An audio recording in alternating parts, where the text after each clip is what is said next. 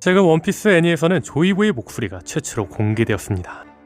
그런데 여기서 재밌는 건 조이보이의 성우는 원피스 최초의 애니메이션 작품 원피스 쓰러트려라 해적 겐자크라는 작품에서 루피의 성우를 맡았던 자라는 겁니다.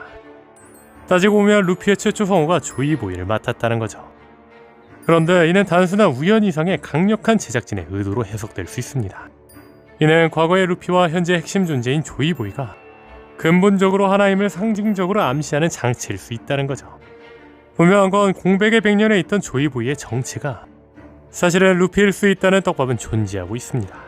루피가 니카로 각성했을 때 진이샤는 루피를 보며 분명히 조이보이가 돌아왔다라고 외쳤습니다. 진이샤는 단순히 니카의 능력이 발현된 것을 본 것이 아니라 루피에게서 과거 동료였던 조이보이의 영혼이나 존재 자체를 감지했기 때문에 저런 반응을 보인 걸지도 모릅니다. 만약 루피가 단순한 계승자였다면 새로운 조이보이라고 했을 가능성도 있지만 돌아왔다는 표현은 루피가 그 인물 자체의 힘을 암시할 수 있겠죠. 조이보이는 800년 전 인어공주에게 약속을 지키지 못한 것에 대해 사죄했습니다. 만약 루피가 조이보이라면 미래의 루피가 과거로 돌아가 약속을 했거나 루피의 과거에 그 약속을 최종적으로 이행하는 순간 조이보이의 정체가 완성된다는 해석이 가능할 수 있겠죠. 게다가 분명한 건 악마의 열매라면 이 가설이 가능할 수 있습니다. 코즈키 도키의 시간 열매는 시간을 건너뛰는 능력을 보여주어 시간의 흐름 조작이 가능함을 입증했습니다. 또한 부록의 부활 열매는 죽음 이후에도 영혼이 생존하고 육체를 찾아 돌아오는 능력을 보여주었습니다. 즉 이보다 더 궁극적인 능력으로 영혼이나 존재를 새로운 육체에 연결하여 환생시키는 특수한 열매가 존재할 수 있다는 거죠. 그런데 이 가설대로라면 루피는 왜 조이보이의 기억을 가지고 있지 않는 걸까요? 분명한 건 사기적인 악마의 열매는 제약이 있습니다. 예를 들어 시간 열매는 과거로는 가지 못하며 미래로밖에 가지 못합니다. 즉 다른 자가 조이보이에게 쓴 윤회 관련 악마의 열매 제약으로 인해 루피는 조이보이로서의 과거 기억을 완전히 잃은 채 태어난 거 아닐까라는 거죠. 이는 루피가 과거의 짐을 지지 않고 순수한 현재의 의지로 모험을 하며 조이보이의 사명을 완수하도록 하는 서사적 장치가 될 수 있겠죠. 분명한 건 많은 고대 인물들이 조이보이가 다시 나타날 그날을 기다려왔습니다. 루피가 바로 그 다시 나타난 존재라는 점에서 조이보이 니콜 루피라는 떡밥이 더욱 힘을 얻을 수 있겠죠. 하지만 개인적으로 저는 조이보이와 루피는 동일 인물이 아닌 단지 의지를 계승한 다른 인물이라고 생각합니다. 니카 열매는 800년 동안 정부에게 잡히지 않으려 발버둥 쳤습니다. 이는 열매 자체가 자유를 원하는 강한 의지를 가지고 있으며 이 열매를 먹고 각성한 자가 시대마다 조이보이로 불리게 되는 것이라는 해석이 더 설득력을 얻습니다. 즉 조이보이는 고유명사가 아니라 니카의 능력을 가진 해방의 전사를 칭하는 호칭의 가능성이 높다는 거죠. 루피는 그 호칭을 이어받은 현 시대의 조이보이인 거죠. 현재까지의 전개로 볼 때 루피가 800년 전 조이보이의 의지를 이어받아 현 시대의 새로운 조이보이로서 세계를 해방하는 것이 가장 유력한 시나리오일 겁니다. 원피스의 주제는 운명이 아닌 자유로운 선택과 의지입니다. 만약 루피가 과거 조이보이의 환생이라면 루피의 모험은 정해진 운명을 따라간 것에 불과하게 될 수 있습니다. 하지만 루피가 자신의 순수한 의지로 니카의 능력을 각성하고 조이보이의 사명을 이어받아 완성한다면 이는 루피가 걸어온 길의 가치를 더욱 빛나게 하겠죠. 다만 성우 캐스팅이라는 강력한 상징성 때문에 오다쌤이 독자들에게 상상 이상의 파격적인 반전을 준비했을 가능성도 완전히 배제할 수는 없을 겁니다. 여러분들은 어떻게 생각하시나요? 이제 두 번째 떡밥을 소개할 텐데 그 전에 잠시 광고 하나 들어가겠습니다. 구간 설정을 해놓을 테니 관심이 없으신 분들은 넘기셔도 괜찮습니다.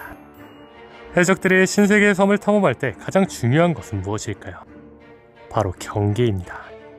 길을 막고 적의 동향이나 주변의 위험을 놓치면 그 즉시 패배로 이어지죠.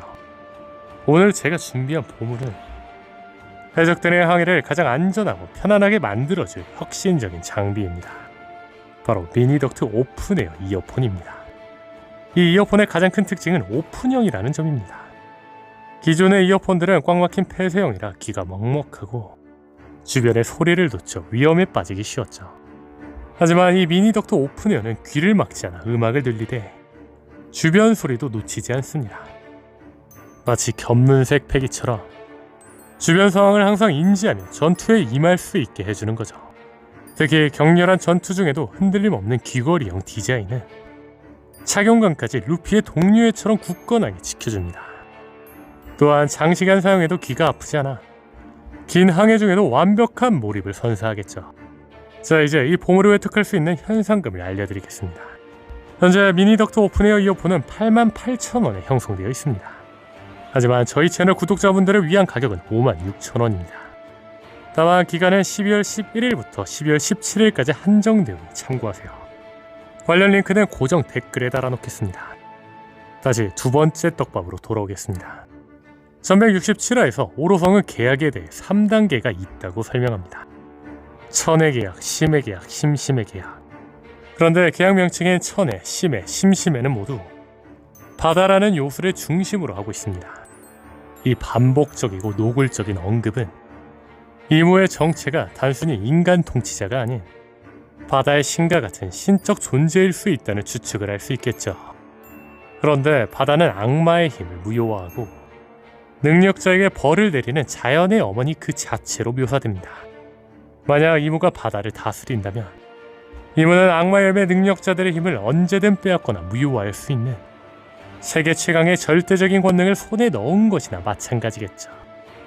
그렇다면 여기서 우리는 과거 베가펑크의 결정적인 대사에 주목해야 합니다. 악마의 열매란 누군가가 바란 인간의 진화의 가능성이다. 그 부자연스러움은 자연의 어머니 바다에게 미움을 산다는 벌을 짊어지고 존재한다.